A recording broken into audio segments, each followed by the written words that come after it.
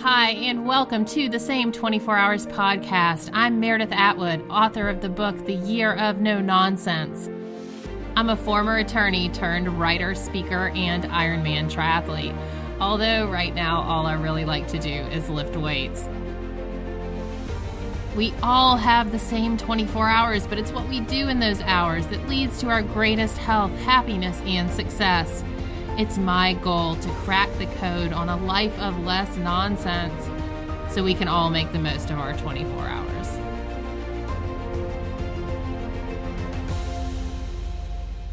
So let's get started. Hi, everybody. Welcome to another episode of the Same 24 Hours podcast. I'm your host, Meredith Atwood. We are on a video with Vanessa Cornell. Hi, Vanessa.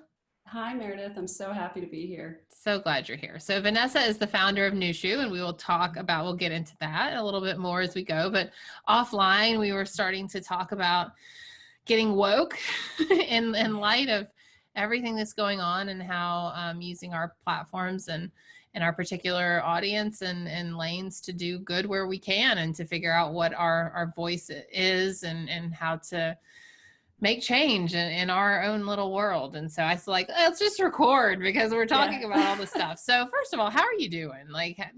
Global pandemic, there's that. And you have a lot of kids. Yeah. And I have 5 kids. Yeah. 5 kids. That's a lot. That's 3 more than I have. And how are you doing? And just let's go there. Yeah, I'm doing well, but when I say I'm doing well, that doesn't mean I'm like bopping along and happy and everything's good. You know, I'm feeling all the feels very deeply.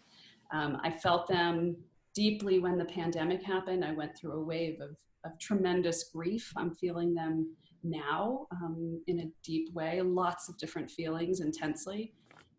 But I think, what I realize is all of my work on myself up till now is for this moment where I can say, yes, I can allow myself to feel all of these things and not have to pull away from them because I'm not afraid I'm going to drown. Because I've been That's practicing. Such a good point. Yeah. Yeah.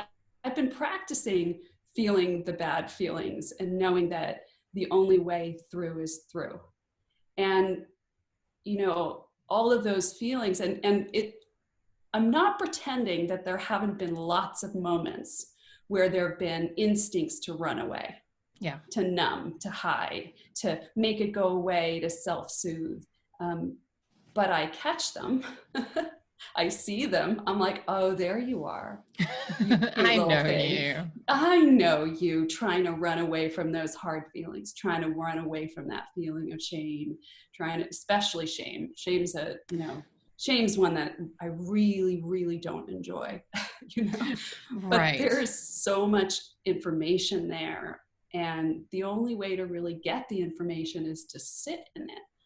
And so I've been doing a lot of sitting in deeply uncomfortable places to try and get some clarity on what to do, how to be, how to shift what I see so that I can make good change and not just sit in what's been.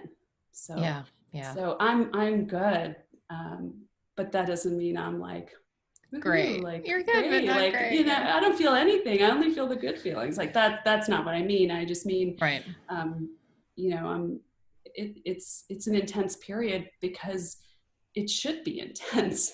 Right. If this is not intense for you.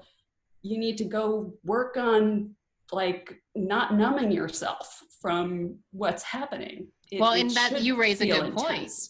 You raise a good point. The numbing that's happening that I'm seeing is in the form of turning away. That is the current cultural numbing. It's like, this isn't about me. I'm turning away. I'm not going to engage in this dialogue. I'm not going to be a part of. That is the new numbing. I mean, or it's like the time. That's what I'm noticing at least. And but let's back up. Let's talk about who you are. You have such a great story, and I definitely let's start there and then work our way forward to NUSHU and keep going. So tell us who you are. So you know, I tell this story only in the context of how it brought me to NUSHU. But I was raised, you know, in a very loving family where feelings were not particularly discussed. And I was also raised in a family where there was an expectation of performance.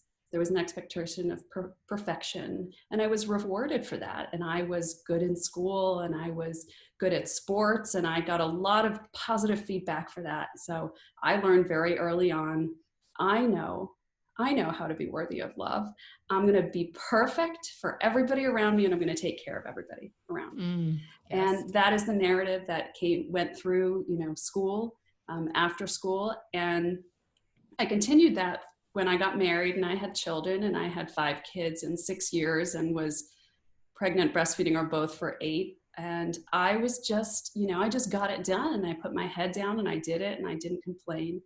And then I found myself in a place where I was so deeply disconnected from who I was, because I realized I had been living my life for everybody else's expectations my whole life. Now, I tell this story not because I think it's particularly special. I think I tell the story because whenever I tell it, I see in the audience all these people nodding their heads. Right. All these people, you know, it's not a special story. It's everybody has part of that in their story. And for me, I was an A+ student. And so I was A+ also at doing everything everyone ever expected me to do, to such an extreme that I had completely lost myself. And it really came to a head. And after I weaned my last baby, where it had just been give all the time. And there's this, particularly for women, narrative of just give and give and give and put yourself last, that just broke for me. It broke open like a dam, and it was not pretty, Meredith. It was not a pretty scene. My poor husband, who's a saint who stuck with me through it.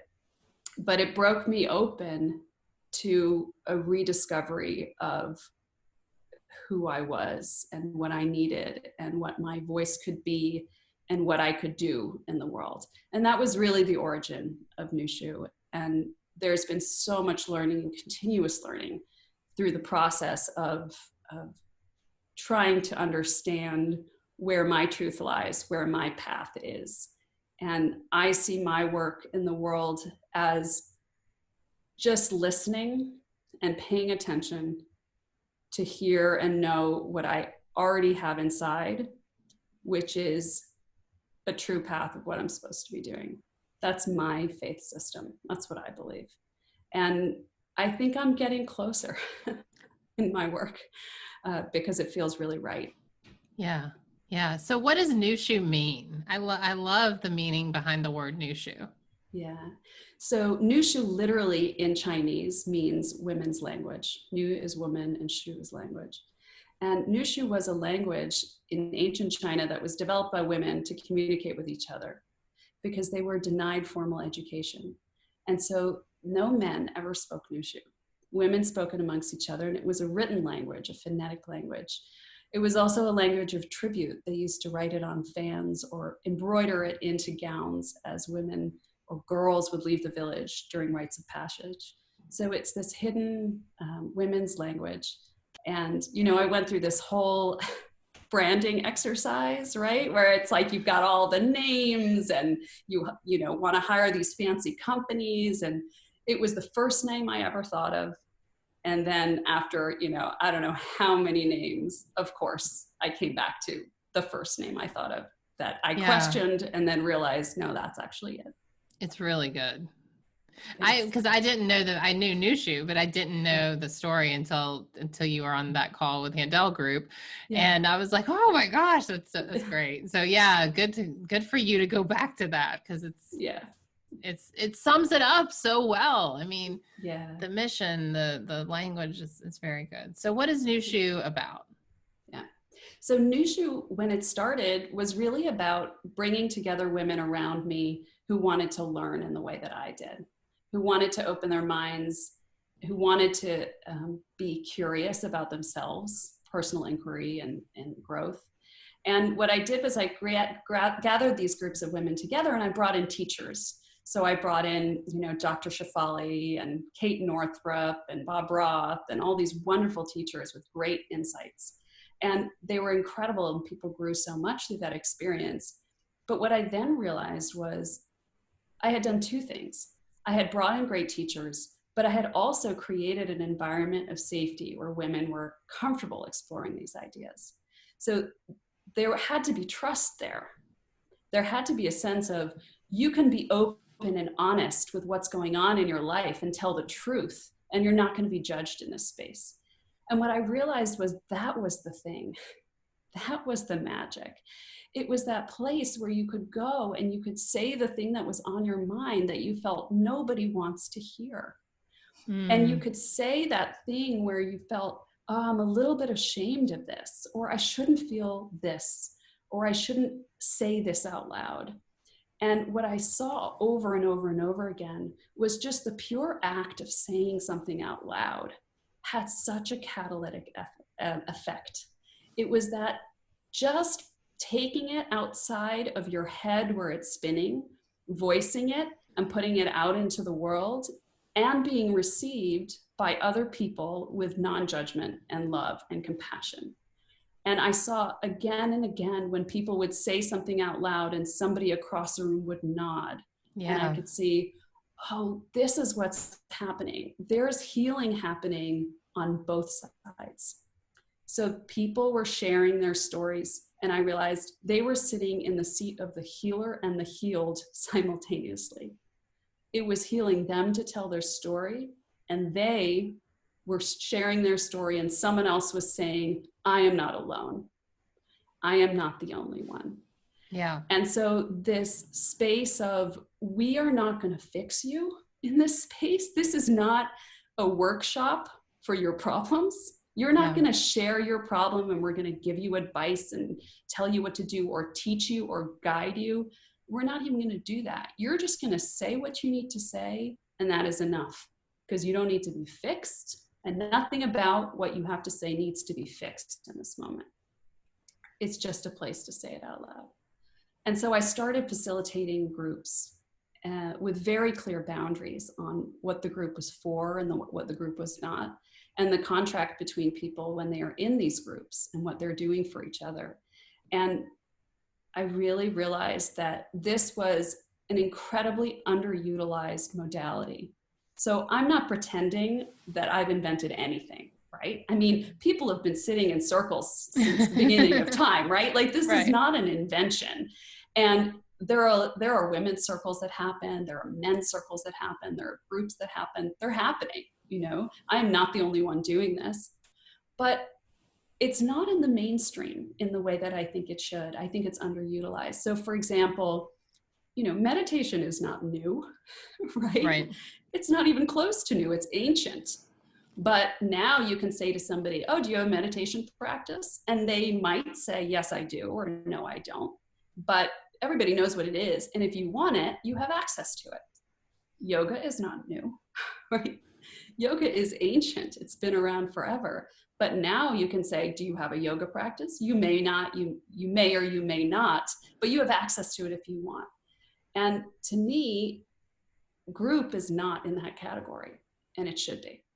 And so that's really my mission, is to empower people to understand how to hold space for other people, and to give many, many, many more people access to what I think is one of the most simple yet powerful modalities that exists. Just having a space where you're allowed to say what you need, be who you are, and simply be seen. And so what do the groups look like, and what are the sizes? And I mean, I'm just starting to work with you, so I literally am asking for myself. I don't know. Yeah. And how does it work, and how is it different from, oh, gosh forbid, the Facebook groups? Yeah. And, when you say groups, I'm like, oh, I'm so tired from this week that I've had with groups. But I know that NUSHU is not that kind of group. So talk about the groups a little bit more. Yeah. Yeah. The groups that I facilitate, and, I was a hardcore in real life person before the pandemic.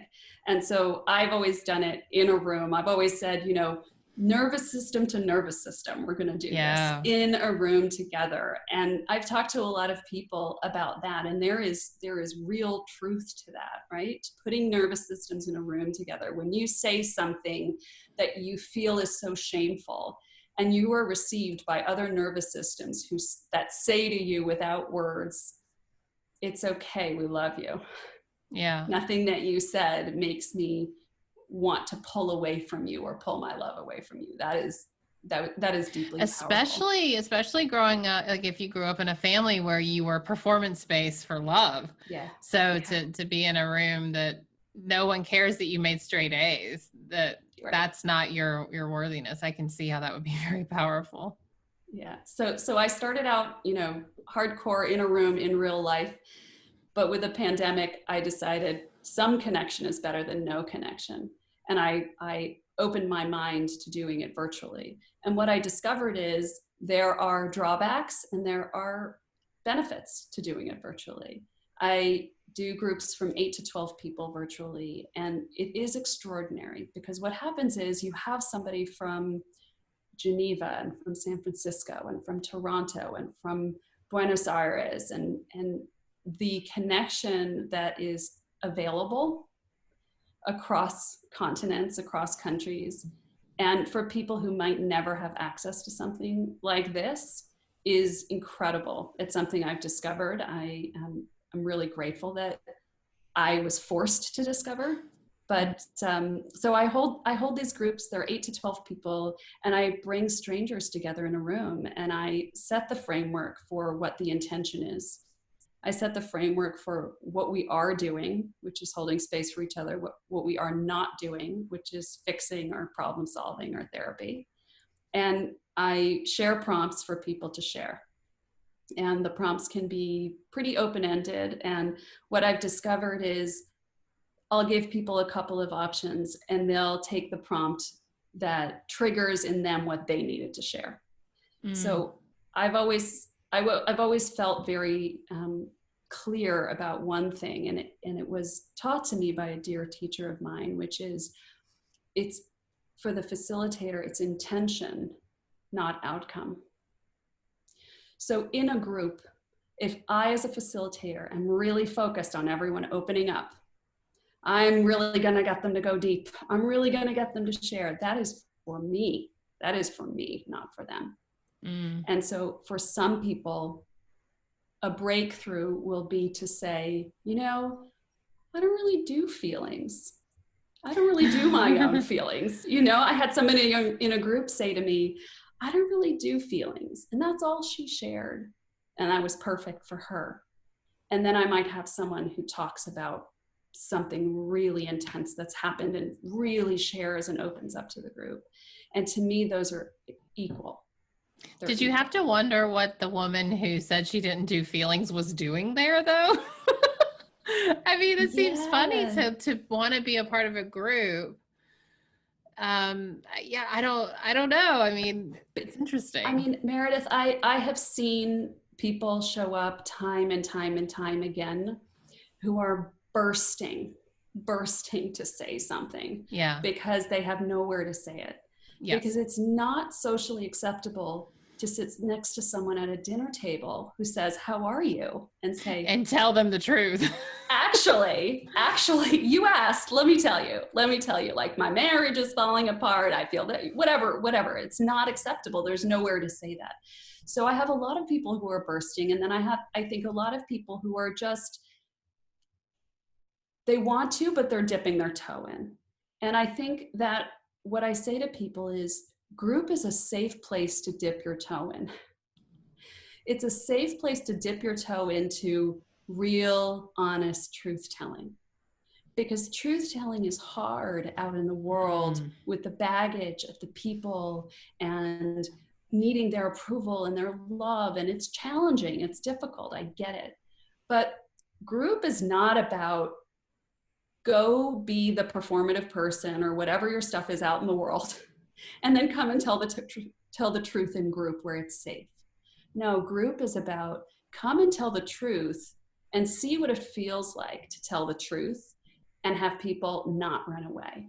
Because I think what there's this sort of belief system that people think, if I tell you who I am, if I really tell you the truth of who I actually am, you will run away and you will no longer love me. So I cannot tell the truth, because if I do, I will lose everybody. I will lose you or whatever. I will lose something. But what actually happens, which is amazing, it's 180% the opposite. Now, I don't think it's true in every situation that if you tell the truth, someone's going to become closer to you. Yeah, sometimes it's going to go in the other way. But the truths I hear shared, you know, people will say something and they'll be like, oh, I feel so ashamed. And everyone in the room will be like, that's it? That's it? That's the thing? That's the thing that you were afraid if you said it out loud, people wouldn't love you anymore? That thing? Yeah. Really? And so there's this weird like fear of actually saying all those things out loud. And so what happens in group is you say them out loud and people sort of say, oh, really? That's it? I actually feel the same. So a lot of times I feel the same way. I really relate to that. And I don't think less of you at all. I think more of you. And so then people go out into their real lives outside of the group and they say, okay, I think actually this truth is something I can say out in the world, and I can be and I can own out in the world.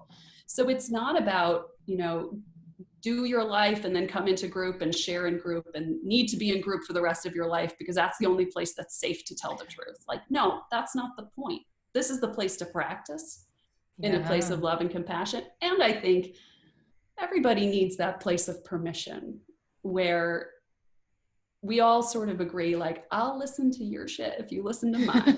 You know what I mean? Yes. It's like, that's our contract here. That's our contract. Like, you know what? Maybe you don't want to burden your family with it or your friends with it, or they're busy or whatever. It's like, okay, everyone has their stuff to bring, and I'm here to listen to yours, and you're here to listen to mine.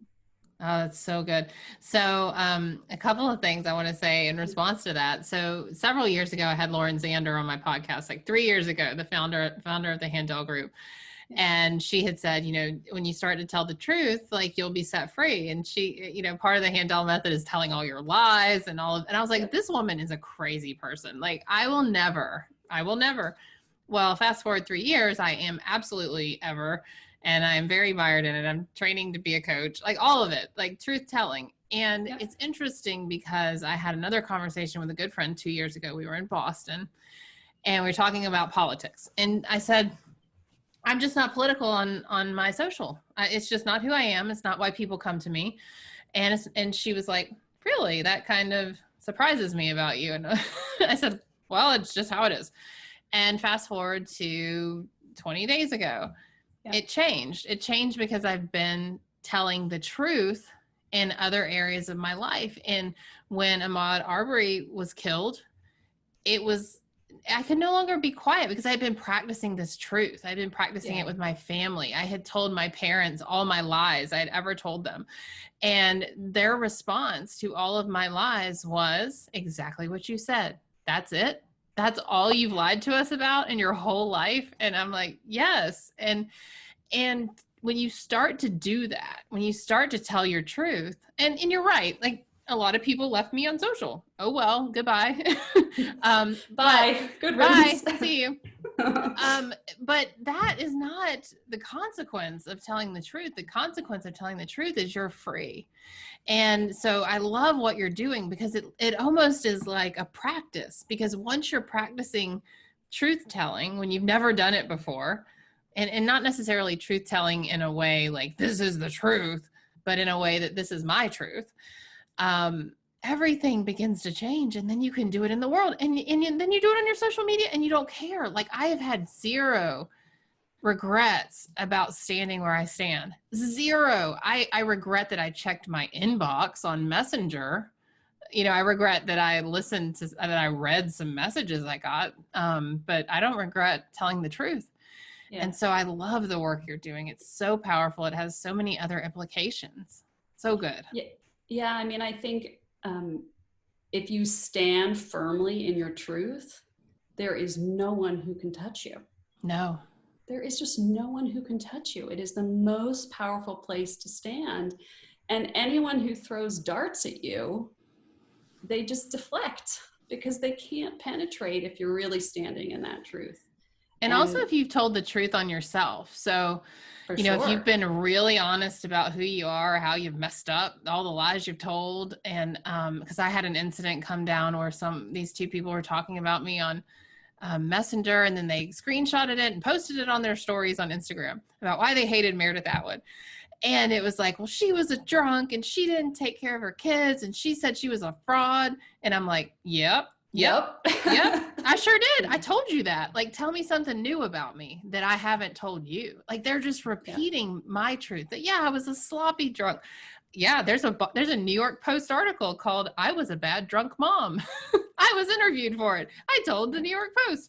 I mean, but that 4 years ago would have destroyed me. Yeah. It would have, even though it was true, it was because I did not tell that truth. I didn't stand up and say it. And so you're right. When you tell your truth, even the hard stuff, no one can touch you. You're just like, I already told you that. What are you, you're just repeating me? Good for you. You have good parenting skills. The basis of my entire personal practice, call it spiritual practice or personal work, is always about the truth. And so, yes, there are the like big, gnarly, nasty lies that we think of as lies. But to me, those are I've already like gotten through all of those. It's like the micro lies, the like mini micro lies we tell ourselves. And so my practice is always sort of like, which one can I uncover next? What can I uncover next? I'm triggered. What was that really about? Yeah. Oh shit. It was about that. It was about my fear of rejection. It was about, my fear of people not, approving of me. Oh, it was about my fear of, fill in the blank of what it was. Yeah. But it's a constant discovery of, why did I do that? Why was I triggered by that? Looking under the hood, hood, over and over and over again. And I think that, when I think about the concept of God, some people relate to that word well, some people don't, some people have other words for it. There are a lot of different words that people use. But to me, the word that's always resonated is truth. The thing that simply is, that we just don't see clearly. And that my life's work is just to have clear sight about what is, and that lives in me and that lives outside of me. And I'm just course correcting, trying to bring myself closer to what is. And to me, there is deep divinity in that. And that's my personal faith system. But that is the guidepost, really, of my whole life and everything that I do. And that involves needing to look at yourself with deep honesty. Yes. And deep humility all of the time, and being willing to admit everything you find. Everything. True. Willing to say everything you find out loud, even when it feels gnarly. Especially when it feels gnarly. But the thing is, when it comes out of your face, it suddenly loses its power. It's when it's festering inside of us. Like when you said you had 5 kids in 6 years and 8 years of breastfeeding or being pregnant, and you had this not breakdown, but break moment. You had to tell yourself the truth in that moment. Like, I can't do this anymore. And it doesn't have to be that moment always, if we learn to tell it along the way, right? Yeah, I actually think that the way I think of it is, the truth had been suppressed for so long that it was the truth that broke out. Not that I broke it out. Yeah. Right? I didn't break it out. There was no choice in that moment. I was wild and out of control, and I had no idea what was going on. And I look back and I say, it was the deep knowing and truth inside of me subconsciously that broke out, that I'm now trying to have a really intimate relationship with. But at the time was like, you are so dense. I need to smack you on the head. You know, I just need to smack you on the head. And so to me, it's like, it was a power both beyond me and inside me. It was fully inside me. It was my own deep knowing that was whacking me on the head. And it was also beyond me, something beyond me. That's such a good way to put it. Wow. Wow. So what have you learned in the last year? Because I know if I broke down my last year, I've learned so much.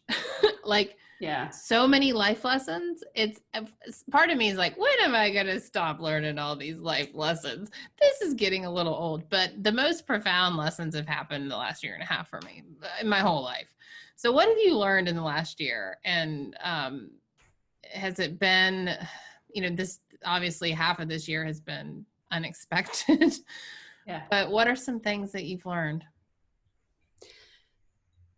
When I started on this journey, I was really dead set that I would be just one of the people on the path with everyone else.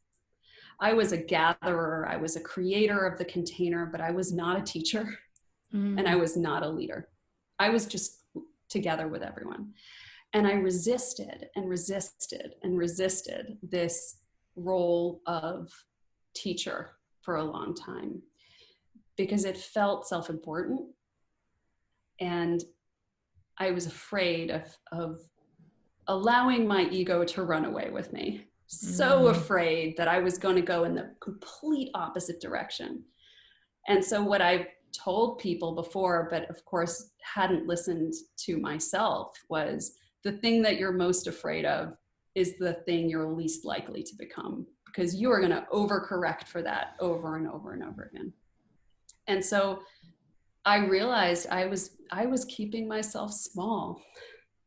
And I know that you've seen this over and over, and I'm sure that you felt this too, this interesting dynamic between needing to do something out in the world and feeling like, well, I have to make it right and I got to keep it small, and maybe I shouldn't be big and I shouldn't promote myself and I shouldn't put myself out there. So I waited for a long time to put myself out, and it still feels incredibly uncomfortable. Yeah. But I think that what I've learned is that I actually do have something to do in the world. I do have a role to play. You matter, Vanessa. You matter. I matter, and I can actually do something. And what's so fascinating is I will say this, and people will say, "Wait, you're insecure? You're insecure about this?" Imposter syndrome is me. Is that you too? Yeah. Oh yeah. Severely. But I think it's so important to interrupt that dialogue. Yes.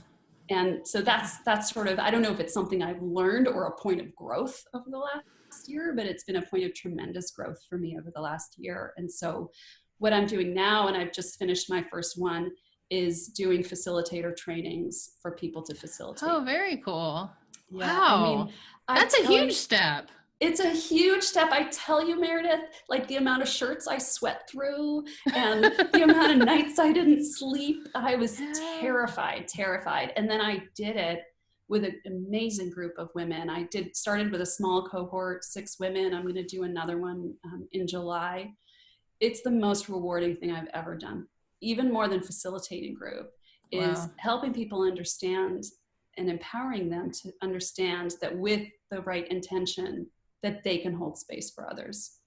I see sort of an army of people who want to be of service, and they're yoga instructors or acupuncturists or Reiki healers or nutritionists or life coaches. And this modality is not out there for them. Yeah. It's, why did they become a yoga instructor? Because there's a place where they can go and there's a course and it can be, they can learn and there's a structure. of learning and empowerment to say, yes, you can do this. This is a way that you can be of service in the world. So that is my big vision, Meredith, is to create that, is to create a place where people can say, yes, this is what I want to do. It's such incredibly rewarding work. I can't tell you what I realize in group is, as a facilitator, you learn a lot more than you teach. You probably learn the most. And so it's for like parenting. People, yes. Sounds like parenting. Totally. I mean, it couldn't be more. If somebody is interested in being of service, but also interested in their own personal journey and their own learning and being pushed to really learn and learn and learn, to me, that's been the most powerful way to do that. And Meredith, I don't think the learning ever decelerates. It doesn't. I think it accelerates. No. You know, I love it. It's exciting. But there have been moments where I've called a girlfriend and I've said, I am sitting in the fire. And if I were in the Matrix, I'd be like, give me the blue pill or whatever the pill is to put you back in the Matrix. It's like, I want to be numb again just for a second. Yeah. This feels like hell. And give me the pill to go back in the Matrix. And she's like, I know you, girlfriend. You would like, I'd shove it on your tongue and you'd spit it out. I know that's like, what we say. Like, cause I had a week like that recently. And I said, cause I'd had this, and you're not an addict, so it may not be as funny to you as it is to my addict friends. But so I quit drinking. I don't do drugs. I don't smoke. I eat a very strict meal plan. I don't cut. So I don't do a lot of my addict behaviors. And sometimes when I feel like I'm going to explode, I'll be in the kitchen and I'm like, I gotta drink. Oh, I can't drink. I gotta eat. I can't eat. And I'll be standing there like, something come to me that I am allowed to do. And then I'm like, okay, I'm just gonna sit here and feel it. And I'm like, oh, I don't want to feel it. I want to feel it. You know, and that moment, I'm like, take me out of here. I want out of it. And I don't do any of it. But then you realize the trajectory that you've come from. Like 10 years ago, I would have just been like, great, drink, done, out. Yeah. Peace out, you know, and to be in that place where you're all that to go back to when you said we're constantly growing. And I told my friend, I said, we're never going to get there. I just realized this is not a destination type thing. This is life work, and that's heavy. And I'm tired of growing, but I don't get to say that. I don't get to say I give up. Yeah. Even when I want to give up and just find some addict behavior I can plug into that will be acceptable. So what do? I knit. I started knitting. So I'm like, this is fine. This is acceptable. I'm a knitter too. It helps. Yeah. It's like, I love to knit and needlepoint. Yeah. Yeah. Oh my gosh. Yeah, it's life work. We gotta be in it. Yeah. I mean, there really is, first of all, once you see something, you can't really unsee it. Yeah. Right. And I say that all the time. So true. To me, there's only one direction. Like, I don't have a choice. And sometimes I've actually felt really lonely on that path. There was a period of time when I was thinking things and experiencing things and sort of spending my whole mental space on ideas that nobody I knew was interested in talking about. And I felt really, really alone in that place. And I sort of thought, yeah, but there's only one direction. You know, you can't really backpedal it. It's right. Just not kidding. Possible. I don't care about this. just kidding. Changed my mind. But there have been moments where I've been like, I changed my mind. I want to go back to numb. I changed my mind. Yeah. Well, that's how I feel about my book. I feel that way about my book because not for what's in it. It's the book I was meant to write, but the way that I wrote it, I'm like, I really should have sugarcoated this. Like, I shot myself in the foot by telling the truth in this book, and people don't want to hear it. And so then I backpedal. I'm like, I'm just not doing this. I'm going to quit social media and I'm just going to go get a job and be done. And then I'm like, I can't unsee it. I can't unsee that I told the truth. And here we go. And you know, yes, you're in it. Yeah. And people are listening. It's just, and I think that's what's hard in our culture. Everyone's listening, but not everyone is clapping for you and not everyone is responding. And that's hard. Especially you do podcasting and that, type of stuff, and you spend hours on something that gets 12 views and you're like, what am I doing here? No one's listening. I don't matter. And then it goes into that whole imposter syndrome, and it just feeds on itself unless you always say, I have to go forward. It doesn't matter. This is my path. This is my mission. At here I go. I'm just going to go forward. And for me, it's after everything I do, the minute it's over, I am visited by the doubt devils. I should have said that. It was really boring. I didn't do this right. People hated it. Nobody commented. Nobody. What's your Enneagram number? Do you know your Enneagram? I don't know. You don't? Okay. No. Okay. Carry on. Yeah. No. And it's like, and I literally, I'm like refreshing the survey, refreshing the survey to just like get that positive affirmation. And my new practice is like, sit in zero feedback. Sit in a place of zero feedback, because that's not what you're doing it for. That's not what you're doing it for. And, but I'm a human being and I like to be liked, and, I'm trying to move past that, but I'm not there. I'm not there. I was never there either. I am as close to there as I've ever been in this moment in my life. Just with what the last week, when I did some Facebook posts and people left, and I was like, I don't care. And I thought, is that true? Yes or no? Byron Katie's, is that true? Can I know it to be true? Right. No, I think it's actually true. I don't care. And that's not been me. I've cared so much. People pleaser 101 right here. I could teach the course. And to get closer to that is a version of truth. And so for you to say to sit in non-feedback, even if you can do it for 10 seconds and you could never do it before, we're getting there. Because, and that's the kudos for the truth, right? When you say your truth, eventually it starts to not matter. Yeah. Yeah. And I feel really convicted in what I'm doing. And I never thought that this would happen, but I've seen something in action. I've seen these groups in action, and it's like, I have to scream it, because I'm like, people need to know. Yeah. People need to know. How do I get more people to know this thing is so powerful? And it's so interruptive of, I think, the way that we think of healing, the way we think of salvation. I must be saved by someone else, or I need someone to heal me. I need a therapist to fix me. I need a healer to heal me. And it really interrupts that idea that the healing can come from any place other than inside ourselves. Now, I'm not saying that guides aren't important and therapists aren't important and, healers and teachers aren't important, but ultimately you're doing all the work. You're doing all the healing work. Nobody is or you're not any work for you. Or you're not. or you're not. And so, one of my deep practices is really being very, very honest about, my own attachment to the identity of being a teacher and my own attachment to the identity of being a healer. And I think that there are a lot of healers and teachers who are not in constant vigilance about that. And that's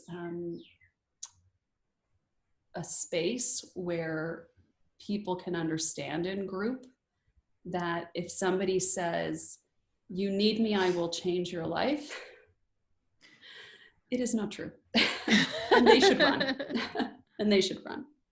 And if there is a teacher or a healer that is not constantly and consistently reminding you of your own power to heal, reminding you that you have everything inside of you and always have had everything inside of you, and that you need nothing from anybody else to heal, that people need to be aware that that dynamic is happening. And so to me, group is about it being a tremendous modality for people to heal, but also about interrupting the sort of guru, student, savior model of healing that we think about often when we think about teaching and healing.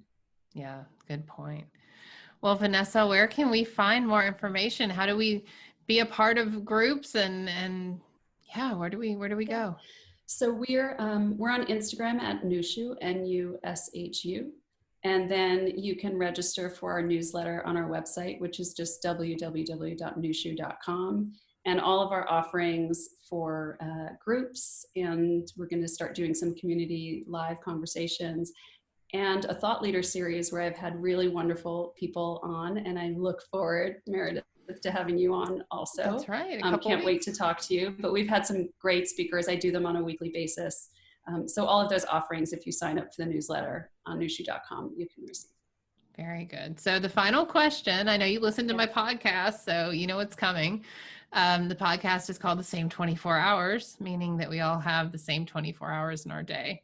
But what we do in those 24 hours leads to our greatest health, happiness, and success. So what is something that you, Vanessa, do on a daily basis that you think really pays off, big dividends in your life and your health and your happiness? The very, very beginning of my transformation started with a cup of tea in the morning. I was a mom of 5, and I was constantly catering to everybody else's needs. And so my first act of revolution, my first rebellious act was I said to myself, I will brew myself a cup of tea, and I will sit down and I will drink this cup of tea before I cater to anybody else's needs. And it seems like such a tiny thing, but it was really, really important because it was me telling myself, the needs that you have are worth attending to. And now I often check in with my needs, and I often attend to my needs. But it's that daily check-in on how are you feeling? What do you need today?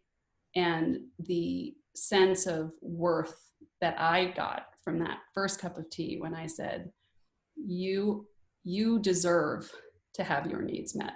Yeah.